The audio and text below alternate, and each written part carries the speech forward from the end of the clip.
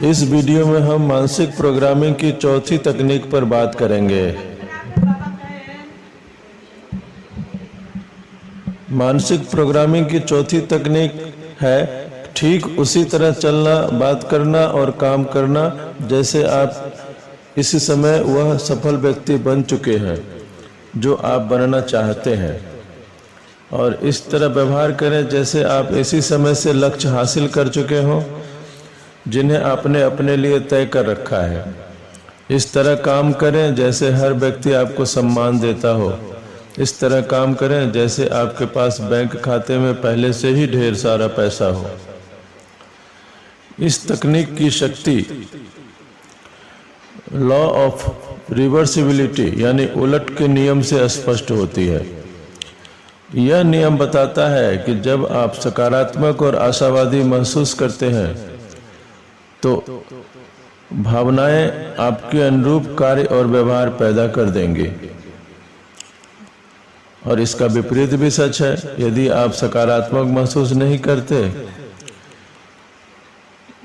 लेकिन इसके बावजूद उत्साह और खुशी से काम करते हैं तो आपका सकारात्मक व्यवहार अपने आप सकारात्मक भावनाएं पैदा कर देगा।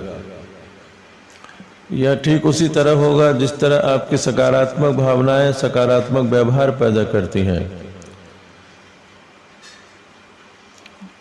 5-6 मिनट से ज़्यादा समय तक यदि आप खुश व्यक्ति की भूमिका निभाते हैं तो यह असंभव है कि आपको विपरीत प्रवाह का अनुभव न हो जिसमें आपके कार्य आपके अनुरूप भावनाएं उत्पन्न न कर दें। इसे कहने का तरीका यह है कि इसका नाटक करो जब तक कि यह सचमुच न हो जाए। तो सकारात्मक और उत्साह तरीके पूर्ण से व्यवहार करें, जल्दी ही आप सकारात्मक महसूस करने लगेंगे। यह तरीका इतना शक्तिशाली इसलिए है क्योंकि कई बार आप अपनी भावनाओं को नियंत्रित नहीं कर सकते, लेकिन अपने कार्यों को हमेशा नियंत्रित कर सकते हैं। और अगर आप अपने कार्यों को नियंत्रित करते हैं तो उलट के इस नियम से आप अपनी मनचाही भावनात्मक अवस्था पा सकते हैं। और इस तकनीक का इस्तेमाल करके आप चेतन रूप से अपने भीतर बेहद सफल व्यक्ति के मानसिक गुण भी पैदा कर सकते हैं। आप उद्देश्य, साहस, आत्मविश्वास, योग्यता और बुद्धि के साथ काम कर सकते हैं। आप यह नाटक कर सकते हैं कि आप में पहले से ही ये सभी गुण मौजूद हैं, और आश्चर्यजनक बात यह है कि आप जल्द ही कुछ ही दिनों में खुद में इन गुणों को महसूस करने लगेंगे, और फिर लोग आपको ठीक उसी तरह स्वीकार करते हैं और प्रतिक्रिया करते हैं मानो आप वही व्यक्ति हो जैसा आप खुद को देखते हैं। ये तकनीकें अपने आप में इतनी शक्तिशाली हैं कि ये आपकी आत्म अवधारणा और व्यक्तित्व को पूरी तरह से बदल सकती हैं। तो शुरुआत में खुद के बारे में उस तरह से सोचें जैसे आप आदर्श रूप में बनना चाहेंगे। फिर आप अपनी विस्तृत मानसिक कल्पना करें जैसा अब व्यक्ति बनने का आपका इरादा है। फिर खुद के सामने संकल्प करें और जोर जोर से बोलें। सकारात्मक कथन बोलें जो आपके लक्ष्य के अनुरूप हो, और फिर अपने आप को उसी भूमिका में लाएं। तो यह करते समय आप याद रखें कि शब्दों से भावनाएं उत्पन्न होती हैं और विचार घनीभूत होते हैं, और अंत में अपने व्यवहार को सफलता, खुशी, समृद्धि और सकारात्मक व्यक्तित्व के अपने नए संदेशों के तारतम्य में रखें। अब आते हैं कि अपने मस्तिष्क को सकारात्मक भोजन किस प्रकार दें। सकारात्मक मानसिक नजरिया तभी पैदा होगा। अपने मस्तिष्क को लगातार शब्दों और तस्वीरों की ऐसी खुराक देना है जो उस दिशा के अनुरूप हो जिसमें आप विकास कर रहे हैं। व्यक्तिगत और व्यावसायिक विकास के लिए पुस्तकें पढ़ें, पत्रिकाएं पढ़ें, वीडियो देखें, सेमिनार और लेक्चर में जाएं, अतिरिक्त कोर्स करें।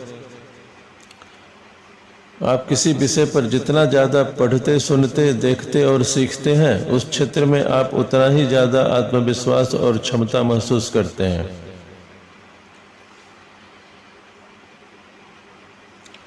यदि आप मैनेजमेंट में हैं और आप लगातार सीखते हैं कि बेहतर और अधिक प्रभावी मैनेजर कैसे बनना है, तो आप अक्सर सोचने लगेंगे कि आप अपने क्षेत्र में उत्कृष्ट बन रहे हैं।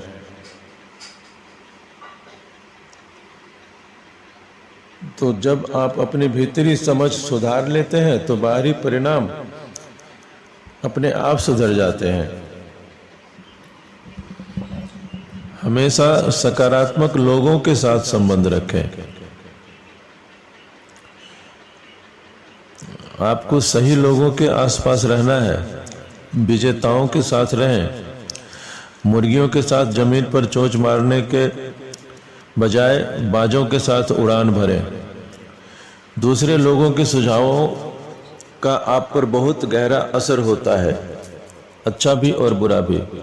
इसलिए आपको इस बारे में बहुत सावधान रहना होगा कि आप किन लोगों के साथ अपना समय बिताने का चुनाव करते हैं। कोई व्यक्ति जीवन में असफल क्यों होता है? क्योंकि उसने नकारात्मक लोगों का चुनाव किया। नकारात्मक समूह का चुनाव ही किसी व्यक्ति को जीवन में कम उपलब्धि की तरफ धकेलने के लिए पर्याप्त है। तो आपका चुनाव यह होना चाहिए कि जिनके साथ आप रहते हैं, जिनके साथ आप काम करते हैं, समाज में उठते बैठते हैं और समुदाय या काम के बाहर की गतिविधियों में शामिल होते हैं, वे सकारात्मक लोग होने चाहिए।